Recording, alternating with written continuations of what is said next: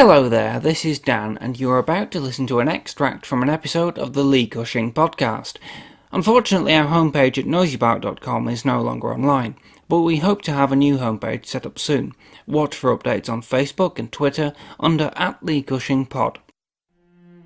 In the meantime, stick with our home on YouTube, Ambidextrous Solutions Limited, to hear more extracts like this one. The presenters are Howard and myself, and the music is by Greg Hume.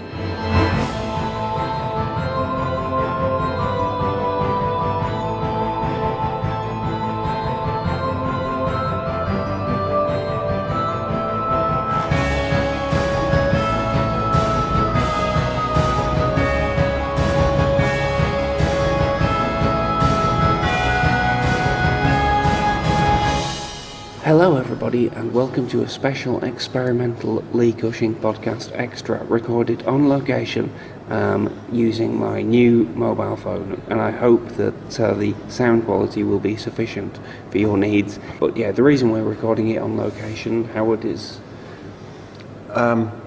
Why are we recording it on location? Because we're about to go into rehearsal. Yeah, we're going to rehearse the play. Yes, we are going to rehearse the play. Yeah, yes. we're meeting in a cafe, a very nice cafe actually in Manchester. Yeah. So you might hear cups. So let's think about Christopher Lee and Peter Cushing and the many films in which they either played Sherlock Holmes or a character in the Sherlock Holmes universe, apart from the Hound of the Baskervilles. I think it's kind of interesting and weird the way that both of their careers were dogged by Holmes. Dogged, no pun intended. No pun intended, friends. Thank God. I wouldn't intentionally do that. They both, I mean, you have to be a particular kind of actor to play Sherlock Holmes, and they adhere to that sort of type. They're lean, gaunt, they have that kind of, their style of acting is suitable for it. Aquiline nose. They have aquiline nose and incisive and I was like theatrical, but you know, that sort of, the same kind of performances that they do in the Hammer films is suitable for... Because Sherlock Holmes is a performer as a character, you know, he gets off on he's a bit like Darren Brown. Yes. He gets off on creating a theatrical effect, and he's very manipulative. It's of his clients and the suspects, you know, in order to get the effect he wants, he does kind of stage manage his investigations in a way, so I think that's kind of appropriate. So we've got in 59 we have The Hound of the Baskervilles, directed by Terence Fisher, part of Hammer's initial flurry of Gothic classics, and then very quickly after that, it didn't do. You might hear that it didn't do well enough at the box office to merit a sequel. So Cushing never played Sherlock Holmes again for Hammer. But I have read, I think it's in Alan Barnes' Sherlock Holmes on Screen book, that actually Hammer would never have countenanced doing a sequel because the Arthur Conan Doyle estate was still very militant at that time, and he had not been dead that long. You still had to pay for the rights, and they just weren't going to. So you know, so whether or not it was successful at the box office is kind of immaterial. However, there was a German company who were willing to pay for the rights. And they wanted to launch a series of Sherlock Holmes films with international appeal. And they did not they approached Terence Fisher to direct the first film in their sequence. And I don't know whether it was Fisher or them, but they then got Christopher Lee to play Sherlock Holmes. I don't know if they considered getting Peter Cushing, but for some reason, it was thought that... Anyway, they cast Christopher Lee and Thorley Walters. Isn't it said that Peter Cushing didn't like to travel? Perhaps he wouldn't want to go to Germany then? But I think earlier in his career he might have been better with it. I don't know. Maybe he was just happy living with his wife in Whitstable, and later on, once she died, he was more willing to go to Greece and make movies and things like that. But I mean, there is that as well. So Thorley Walters, who's also a great presence in British horror films, playing Dr. Watson. And the resultant film is called, forgive my accent, I think it's called Sherlock Holmes und das Hausband der Todes, or I don't know what accent that was. It was Jernish, I think. Yes. Or in its English title, Sherlock Holmes and the Deadly Necklace. Have you seen this, Howard? I've seen some of it. I was quite astonished and amused to see that both Christopher Lee and Thorley Walters were dubbed. Yes, well, everyone was dubbed. Everybody was dubbed, but I don't know anybody else, but I do know Christopher Lee and Thorley Walters, and their voices, to me, are so familiar. I would have thought Christopher Lee's voice is familiar to everybody, so to see them dubbed is quite strange. Well, I mean, I actually have worked on an international film as an actor. Until I did that, I didn't realise the kind of the standard when you've got a mixture of nationalities in your cast is that everybody speaks in their own accent, and then you dub it all. Everyone speaks in their own language, even though that means they don't understand what each other is saying, and then you dub it all later to make it consistent. And I think that's clearly what they did here. But they were cheap or something, and they didn't bother going to get the actual cast. You'd think if it was a major star like Christopher Lee, whose voice is known to the audience, you'd get him to dub himself. Well, yes, you would. But they didn't, and they got all American actors to dub it. So it's really weird. And if you turn the sound off, or you screen out the voices somehow, it looks great. It's black and white, but it has. What the Hound of the Baskervilles lacks is that it has I think it's set in about 1910-ish, and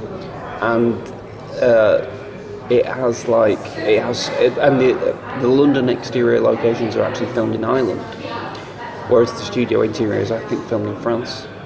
But the Irish location stuff has a real kind of smoky Victorian London, foggy, atmospheric thing to it, and that works really well, and that's exactly what is lacking for budgetary reasons in the Hound of the Baskervilles. So that's really good. And the plot, the script is written by Kurt Sayad-Mack, who wrote a lot of the Universal horrors like The Wolfman. He wrote The Wolfman, yeah. It's quite an intriguing plot. Moriarty's in it, and there's some good kind of bandying dialogue between him and Holmes. It's just you've got to get over the fact that everybody's dubbed, and badly dubbed as it doesn't match up with anybody's lips or anything like that, and they're also American, and as Alan Barnes pointed out, they all pronounce Moriarty as Moriarty. Yes, and Moriarty. Yes, Moriarty. So that film did not do well in its dubbed release, so they never made any more. Christopher Lee was quite irritated, I think. I think it's weird, considering the fandom of Christopher Lee and Thorley Walters, and the kind of their standing with the lots of producers like Kevin Francis who were fans of their work. No one ever thought while they were alive of, shall we just re-record all the dialogue from Sherlock Holmes and The Deadly Necklace and dub it properly and release a restored version? It'd be great. That, I mean, it's got a weird jazz music score as well, hasn't it? Which I quite liked, but some people think it's very un-Sherlock. Well, at least it makes a change from the violin music, which is such a cliche. Yeah, Sherlock Holmes film or series has to have violin music. Yes, because he played the violin, which is spurious justification, really. So moving beyond that, we then go through the 60s, and I think the next thing that happens is the BBC had a TV series of Sherlock Holmes in, I think, 65, and it starred Douglas Wilmer as Holmes and Nigel Stock as Watson. Douglas Wilmer then became afraid of typecasting, so when they came to do the second series, which was in, I think, 68, he didn't want to do it, which is weird because straight after, I think the next thing he did was play Nayland Smith in one of the Fu Manchu films, which was not that far removed a kind of character. No. And he later did play Sherlock Holmes in Gene Wilder's The Adventures of Sherlock Holmes. With Thorley Walters, yeah. Who also later played Dr. Watson to Christopher Plummer's Sherlock in the TV thing. Yeah, this is the world of Sherlock. As you say, there's a certain type of actors are appropriate for it, so they recur, even if it's in different roles or with different partners and whatever. So anyway, in 68, the BBC went ahead with mounting its second series of Sherlock Holmes. They kept Nigel Stock. Douglas Wilmer was obviously not having anything to do with it. They were going to do it in colour. It's one of their first ever colour dramas. And they obviously needed a replacement Holmes. They thought about John Neville, who had played Holmes in the sort of Jack the Ripper horror film A Study in Terror in 66, I think. but he wasn't available, so they then asked Cushing, who was by that point, 10 years on from the Hound of the Baskervilles. Cushing was a huge Holmes fan, as we discussed in the full podcast episode, and he was well up for it, although he hadn't done any major TV, apart from like filming the odd episode of The Avengers or something, since the mid-50s. But he was well up for it, and he signed on. The production itself, however, proved to be a bit of a nightmare and very, very intense, like making a film every 2 weeks. And it was, there are accounts of it was difficult on many levels, and the fact that it was the first ever colour drama and they were struggling on the budget and things, and it resulted in Cushing saying he'd never do a regular TV series ever again. But we've both seen some episodes, and Howard, what do you think? I bought The Hound of the Baskervilles, which it's a mixed bag. I mean, it is a very faithful adaptation, and you do get to see Cushing play kind of Sherlock Holmes in his entirety, saying the actual dialogue from the book and all this business about the and so it's quite a faithful adaptation. It's, as you say, it was an early colour production, so technically it's a bit chonky. The editing is a bit suddenly, really quick cuts and everything, and it does have one of the most hilarious horse riding scenes at the beginning, where Sir Henry, it's Hugo, isn't it? Who's the bad guy? It's Sir Hugo. Sir Hugo jumps on his horse and races after this girl at the beginning, and it's quite obviously the actor Gerald Flood, who's playing Hugo, just bouncing up and down in front of the screen. There's not even like a fake horse's head, it's just him going up and down. And then suddenly, and she looks like she's just walking down a garden path or something, and then suddenly it goes into photographs. Yeah. It's like, well, they ran out of film or something, so they just had photographs. So that's at the beginning, you think, what the hell is this going to be like? But then once you get into it, once you see Peter Cushing and Nigel Stock in consulting rooms, Dr. Mortimer comes, it settles down. It's actually, I think, a very good adaptation. Yeah, and the acting is excellent and the script is excellent. I think it has, the interior scenes have a kind of quiet intensity to them, which reminds me of kind of BBC ghost stories. It reminds me a little bit of those M.R. James things, and also some of those Nigel Neal dramas, like Beasts, something like that. Yeah. There's the acting is of such an intensity, and there's a great use of storytelling.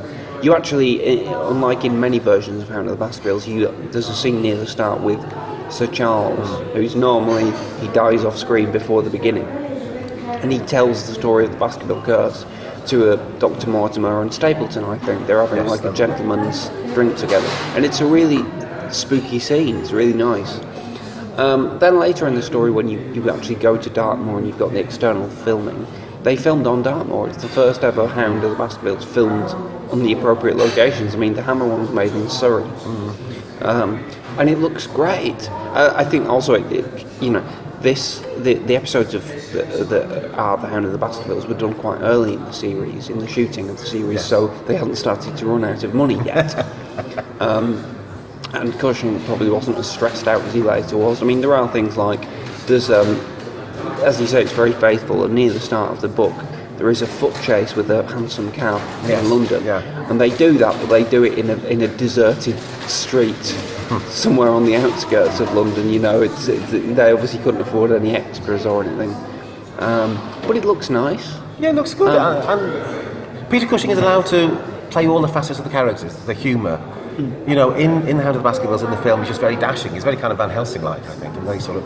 Of course, yeah. But in this version, because there's more space, there's more time, he's allowed to bring out the humour and his relationship with Dr. Watson and all the different facets. And I think he probably perhaps enjoyed doing that version more than the Hound of the Baskervilles, in that it just allowed him to be the Sherlock Holmes. Well, I also saw that, because the thing about this series is I think they made about 16 episodes, but most of them don't exist. There's only 6 episodes surviving because of the terms of the deal with the Conan Doyle people. They couldn't sell it overseas, weirdly, so there was no point keeping it, so they scrapped a lot of it. And I think some of the episodes only exist in black and white, even though they were filmed in colour. But I did see their version of A Study in Scarlet, which is good, except, of course, as you may know if you're a Holmes fan, that's the story where Sherlock and John meet for the first time. But they don't do that because it's not the first episode of the series, so they cut all that stuff out. But apart from that, it's very faithful to the story. And I just, I enjoyed. I thought it was great. I enjoyed it, but I felt for Cushing a little bit because I could kind of. I don't know if it's the first episode he filmed. I don't think it was, but I could kind of tell that here's an actor who's brilliant, but has been only doing films for 10 years, and it's almost like he's suddenly on stage. You can see kind of moments where he slightly trips over his lines, or and it's not. That's not a problem. It happened a lot in TV that was like almost filmed as live. But I think you can sort of see, maybe I'm reading into it, but I think you can sort of see that he's terrified by that. He's terrified about getting it wrong. He wants to be so precise. And if he does trip over a line, which happens, just once or twice in an episode, you can see a moment of he was terror. a perfectionist, wasn't he? I mean, people say he was a perfectionist. Yeah. But he's great. I think the series is... I think Nigel Stock's pretty good as Dr. Watson, but I do think they don't really seem the same age. I think that's, I don't think they mesh together as well as Cushing did with Andre Morel. Yeah. But yeah, I enjoyed it, and I'd like to watch more episodes of it. I'd like to watch more episodes. I mean, it was good enough. Yeah, like you say, I mean, perhaps it does look a bit stagey by today's standards. Well, all television from that time looks stagey by today's standards, I suppose. But you do feel like you're watching the story, that it is a faithful adaptation of the book, and it is exciting. There's good performances. Philip Bond is good as Stapleton. I do think we should mention. Yeah, I think Philip Bond is terrific as He Stapleton. just died recently. Yes, he died also. I think Stapleton's one of the great villains, one of the great cads of literature, and he does a really good essay of him. That's great. And I also I think this is one of my favourite factoids. I just like the fact that Cushing, I think, is the only actor to star in two different versions of the Hound of the Baskervilles, and they're both good in very different ways. So then we move a little bit further. Well, a couple of years later, 1970, Billy Wilder made a film called The Private Life of Sherlock Holmes, starring Robert Stephens as Sherlock Holmes and Colin Blakely as Dr. Watson. Now, some people say that Hammer's Hound of the Baskervilles is the best Sherlock Holmes film ever made. I believe, some people say Basil Rathbone is the best movie Sherlock Holmes. I would say that's Basil your Rathbone opinion. is the best movie Sherlock Holmes. Having watched them again recently, I would certainly say that, yes. And you know that his version of Hound is the best film ever made. I think Private Life of Sherlock Holmes is the best Holmes film ever made. I don't necessarily say Robert Stephens is the best Sherlock ever, although I think he's very good. And I think that a lot of what he does is kind of weirdly prefigures Benedict Cumberbatch in the current Sherlock TV series. But it's a wonderful film. It's kind of nominally a comedy, but it's actually very faithful to the tone and the detail of Conan Doyle's Sherlock Holmes and the world that they're in. But it brings out all the opportunities for comic romance that it can within that, and I think it does a wonderful job. The reason we're talking about it is because Mycroft Holmes, Sherlock Holmes' brother, is in it, and I don't believe that he was the first choice for the role, but whoever they wanted, who might have been someone like Orson Welles, I don't know. Oh, well, yeah. I think because Mycroft is like a famously portly character, that's kind of part of the point. But anyway, the actor that they kind of dreamed of casting either wasn't available or had just died or something, I don't know. But Christopher Lee stepped in, and they kind of, apparently Billy Wilder thought, he totally doesn't look like Mycroft Holmes, he's tall and thin, but whatever, he'll be great, and he is great. Yeah. And again, provides a template for Mycroft that is followed kind of pretty specifically by Mark Gatiss in the current Sherlock show. I just think it's a great film. I love everything about it. I think it is a great film. It might be the greatest Sherlock Holmes film, yes. And I do think Robert Stephens is brilliant. Robert Stephens is an actor I always enjoy watching in anything. He's one of the few actors who can make Tolkien's dialogue worth listening to. Is he hitting? He's in the radio version of Lord of the Rings. Who does he play? Oh, I don't know. All right. I don't know. One of the older people. I don't know much about Tolkien. That's not my. Right. But I think he's a wonderful actor, and he brings out the humour of it really well. And when they talk about the missing midgets and all that sort of thing, or something. Oh yes. Kind of. I just think he gets it. I just think that's a really kind of enjoyable interpretation of the characters, making him a bit warmer, and a bit more waspish, and a bit more kind of sardonic, and that works for me. Robert Stephens and Ian Richardson are two two actors who people don't think of as playing Sherlock Holmes. You know, they're not one of the main ones people think about, but I think they're both brilliant in their way because they both bring a humour into it. And they're both warmer and funnier than most Holmeses. I hope you're enjoying the sound of the coffee machine and it's filling up quite nicely. The atmosphere is improving. I just hope the sound quality is okay. So then the next one to think about is, we have a whole decade to go through. And we were talking earlier about the Ghoul and the producer Kevin Francis, son of the director Freddie Francis, whose mission was to bring back Hammer without, or at least Hammer as he liked it, because Hammer hadn't gone by that point. So he made the Ghoul, he made Legends of the Werewolf, and listen to that coffee machine. It's great. Yeah. So he made the Ghoul and he made Legends of the Werewolf. So he made the Ghoul. He made the Ghoul. He made Legend of the Werewolf, both of which failed, and he didn't make any. And then his next thing was to try and make a new Sherlock Holmes film, and he wanted it. Apparently, again, this is something I've read in Alan Barnes's book. He wanted it to be a new version of The Hound of the Baskervilles, starring Cushing again. So that would have made it 3 for 3. Wow. And with a Hound animated by Ray Harryhausen. Now that would have been good. That would have been great. I would have wanted to see that. Yeah, sure. Well, the thing is, The Hound of the Baskervilles, I think, is one of the best stories ever. It's one of my favourite stories. I can watch it in any version. So if there were 3 with Cushing in and one of them had a Ray Harryhausen Hound, that'd be fine for me as well. But anyway, he couldn't get that off the ground. So, and by the 80s, he moved into TV, and he was finally able to fund a TV movie of Sherlock Holmes in the same year that the Jeremy Brett version started on ITV or Granada. Channel 4 broadcast Kevin Francis's production The Masks of Death, which its unique selling point was it was about an older Sherlock Holmes, and that Sherlock Holmes was played by Peter Cushing. I think if Andre Morel had died in 1978, but I think that's my phone, so I'll just restate that. I think that given that Kevin Francis was such a Hammer fan and was trying to recreate the heyday of Hammer, had Andre Morel been alive, I think they would have got Andre Morel to play Dr. Watson. Yes. He wasn't, though, so they got John Mills. And I enjoy the coincidence that John Mills had also taken over essentially from Andre Morel by playing Professor Quatermass in the last Quatermass series. And then in a way, you can, in both cases, you can kind of imagine John Mills as a sort of older, milder Andre Morel. Yeah. They aren't that different. Yeah, still got the same kind of avuncular quality. And there's the chemistry with Cushing is the same. And so I recently watched The Masks of Death. I had to track down a VHS copy because, as we said earlier, it's not available on DVD. And I was delighted by it, actually. I thought it succeeded in feeling like a spiritual successor to Hammer's Hound of the Baskervilles and Hammer films generally. It's directed by Roy Ward Baker, who directed a lot of the classic Hammer films. And it's got an all-star cast. I know that you probably saw it at the time, Howard. I don't know if you've seen it more recently. Yes, I remember enjoying it at the time. Watching it again, I didn't see it all, but I've seen some of it. Watching it again, yeah, it's very enjoyable and everything, and it's an interesting story. There's just something rather sad about seeing all those actors looking so old.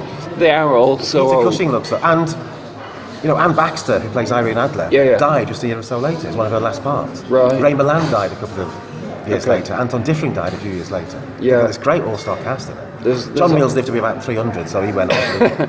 There's almost no young people in it. There's no young people. Russell Hunter from the TV series Callan, isn't it? Yes, from Taste of Blood of Dracula as well. Oh yeah, of course. So you kind of, when you watch it now, you kind of think, well, all these people are kind of at the end of Anne Baxter wasn't even all that old, she was 60 odd. But all these people are just at the end of their careers in this sort of, there's a kind of like, what's the word, valedictory feel to it, like it's the end of an era type thing, and everybody, we're coming to the end of the Hammer. Well, the Hammer tradition is finished, but this is just like the last little sort of gasp of it, kind of, and then that's it, and then a new kind of Sherlock Holmes.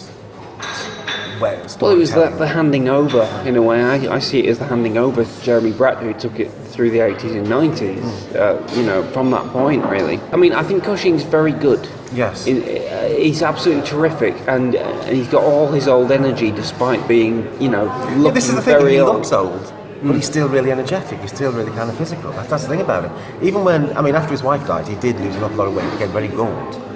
But he's still running around, in the films he makes in the 70s and 80s, he's still running around like his old self, and it's I think this might be the point to mention the Van Helsing mysteries. Well, I wanted to mention this at the end before we go. Some genius has put on YouTube a thing called the Van Helsing Mysteries, and it's like the opening credits of a potential series made by the people who make Columbo, because it's the same yellow writing as they have in Columbo.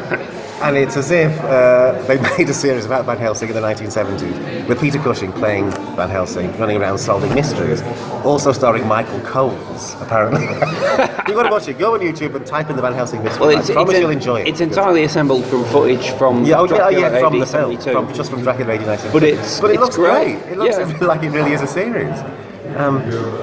I put a comment on it saying that please do the title sequence from season 2 entirely using footage from the Satanic Rise of Dracula. It's just, and when I posted it on Facebook, I tried to say, I remember this series. So I tried to make out that it was a real series, see how many people would fall for it, but not many did, I don't think. Like nobody did. I think all my friends would know it's not a real series anyway. You know what? I wonder if that was ever mooted, and Peter Cushing, from his Sherlock Holmes experience, went, no more TV. But it would have been brilliant. It would have been fantastic. But the Cushing's age in The Masks of Death is interesting because it's kind of it's at the start. It's set in about 1915, 18, something like that. At the end of the war, I think. Yes. Oh no, just before the war, I think. But then the main story is set in about 1904, so it's flashback. So it's weird because Cushing is like 10 years too old for the part and then 20 years too old for the part or something, but it still kind of works. I think these kind of things, they always imagine Sherlock Holmes to be older than he is. Yes. He should be in his late 40s or something, or early 50s by the mid-1900s. But they always kind of pitch him as older, but it kind of works in The Mask of Death because it has that flashback structure. Yes. And I don't know how they did it, but Cushing does seem older in the sort of 1914 sequences than he does in the early ones. And you then have to kind of imagine that Hammer's Hound of the Baskervilles was set in about 85 or something like that, and then the kind of timeline works out. I just think about these things because I'm a nerd. But the issue of Cushing's age brings us to the last... Well, let me just say, go on. they might all be old, but they are all brilliant. They are, They're all great actors. Anne Baxter's one of my favourite actors, and actresses, and she's just great. And Anton Differing and John Mills, they're all really good. So they just look old. There's kind of a bit of a sadness about it. That they're all, that they haven't got long left, and this is one of their last productions. But I think it's almost kind of... It is Cushing's last piece that's kind of horror. I mean, it's a detective story, but it does have horror elements, and I'm glad that his last thing of that ilk was him playing the lead role, playing Holmes, and being sent to get a knighthood at the end. Which he should have got, but didn't. Yes, indeed. But OBE. Oh well. So the issue of Sherlock's age does bring us to the final thing we need to discuss, which is Sherlock Holmes: The Golden Years, starring Christopher Lee as elderly Sherlock Holmes and Patrick Macnee as elderly John Watson, made in the early 1990s by Harry Alan Towers' company. He's the one who's done about 85 different versions of And Then There Were None, or whatever it's called. Well, we might mention Harry Alan Towers at some other point on the podcast, but I think we should probably just explain who he is. British producer who was a real wheeler dealer, would do anything he could to get productions off the ground, but didn't seem to ever have enough money to actually film in England. All his productions are kind of European co-productions, or entirely European. And I think that applies to this as well. I don't know if any of the location filming was in England. It does look quite nice, but most of the filming, I mean, have you seen these films? No, I haven't. Is Richard Todd in one of them? He's in Incidents at Victoria Falls. Then I kind of know what they are, but no, I've never seen them. Well, the idea was to do a long kind of mini-series called Sherlock Holmes: The Golden Years, pitching Sherlock Holmes and Dr. Watson in their dotage, and kind of imagining them meeting old historical figures who would have been alive in that time. A bit like the TV series The Young Indiana Jones Chronicles, where you just take a fictional character set in a certain era and for some reason feel compelled to think, what would it be like if they met Theodore Roosevelt or something like that. They only made 2 episodes of this show. They're very long episodes. They're not like more than 3 hours long. In fact, I think they were both 2-part miniseries. And then they were released on video as 2 TV movies, heavily edited down. And the one I've seen is the edited down version of I think the second film, Incidents at Victoria Falls. The first one is called Sherlock Holmes and the Leading Lady, and is directed by Peter Sasdy. But the second one, Incident at Victoria Falls, is directed by Bill Corker, and a director I don't know about. And because I've seen the cut down version, it means that although Jenny Seagrove is in it and gets high billing, she gets high billing, but she's only in one shot and she doesn't have a line because they cut her entire part out. She was supposed to play Lily Langtry. But it's also got things, it's got like Joss Ackland in it as the King of England. Claude Akins in one of them. Claude Akins plays, I think, Theodore Roosevelt. Yeah.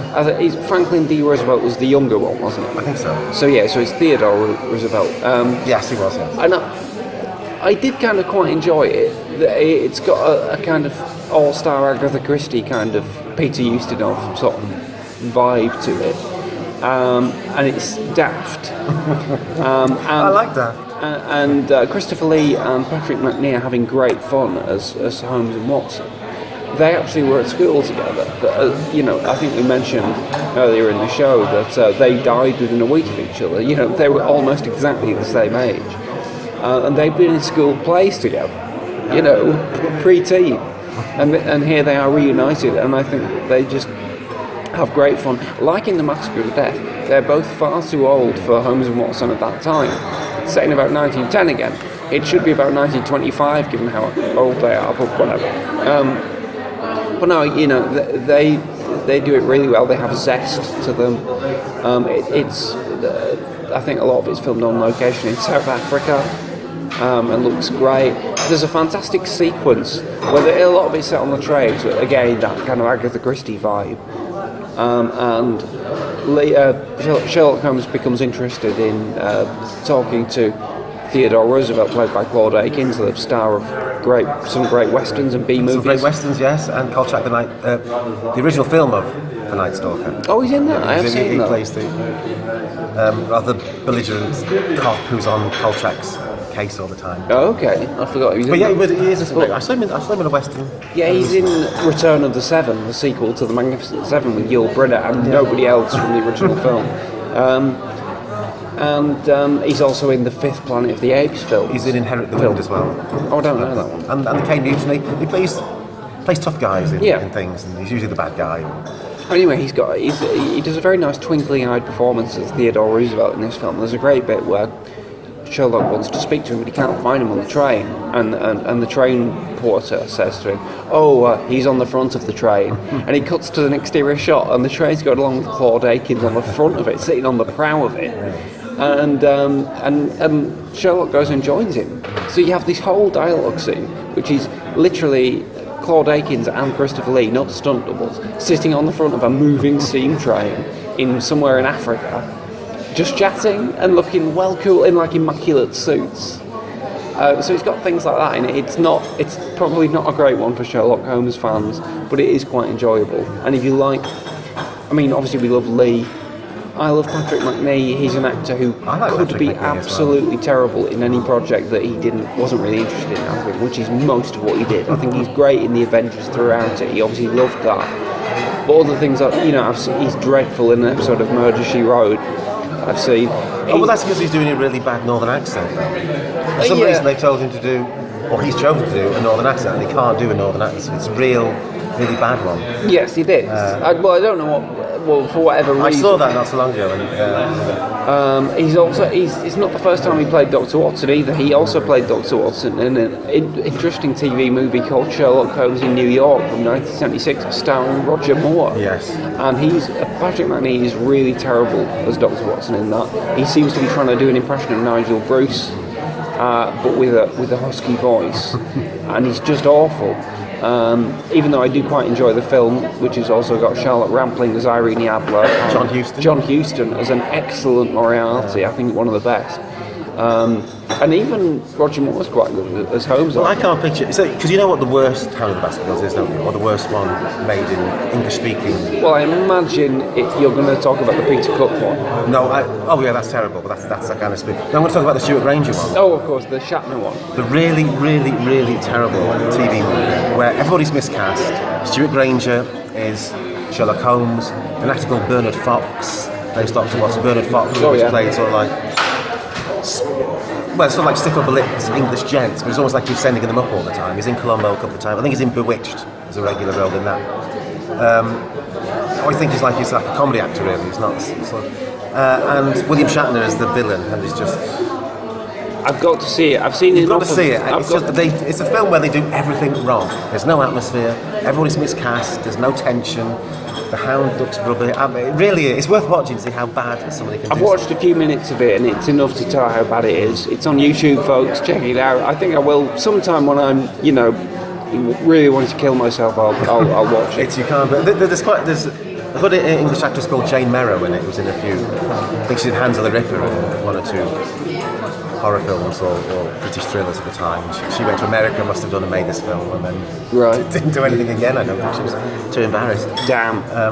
But yeah, well, I'm sure that Christopher Lee's Golden Years is better than that. Yes. Well, it can't get any worse, so it has to. And I'd like to see the other film in the series. We've got to wrap this discussion up, Howard, because we need to go to rehearsal now. Yes, we do. But we've talked about everything we wanted.